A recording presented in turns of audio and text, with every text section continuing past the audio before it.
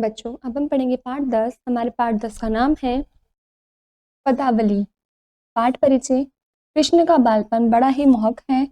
पहले पद में सूरदास ने माखन चोर कृष्ण द्वारा माँ यशोदा को यह विश्वास दिलाने का कि उन्होंने माखन नहीं खाया है, चतुराई भरी चेष्टा का सुंदर चित्रण किया है।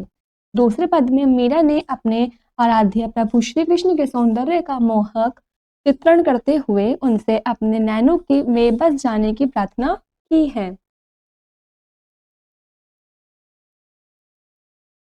मैया मोरी मैंने ही माखन खायो, मतलब मैया मैंने माखन नहीं खाया है। भोर भयो गयन के पाछे मधुबन मोहि पठायो। सुबह सुबह ही तुमने मुझे गायों के पीछे जाने के लिए जंगल में भेज दिया था। चार पहर बंसी बन भटकियो सांझ परे घर आयो। चारों पहर मैं बंसी बजाता हुआ जंगल में घूमता रहा और शाम के टाइम अब घर पर लौटकर आया हूँ।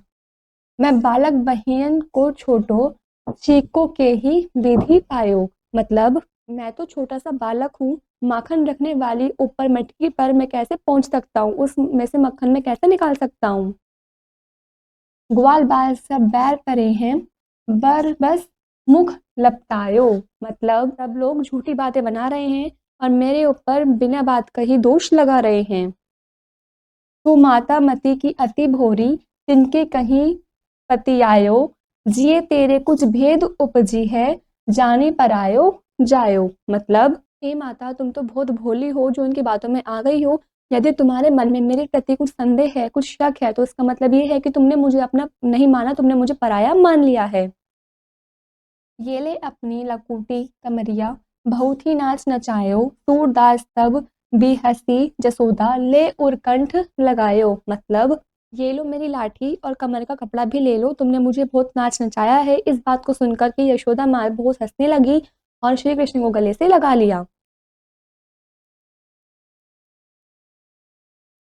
बसो मोरे नैनन में नंदलाल, मोर मुकुट मकरारत कुंडल, अरुण तिलक दिए भाल, मतलब हे नंदलाल तुम मेरी आंखों में बस जाओ, जिसके सर पर मोर मुकुट है, आंखों में सुंदर कुंडल हैं और मस्तक पर लाल तिलक है।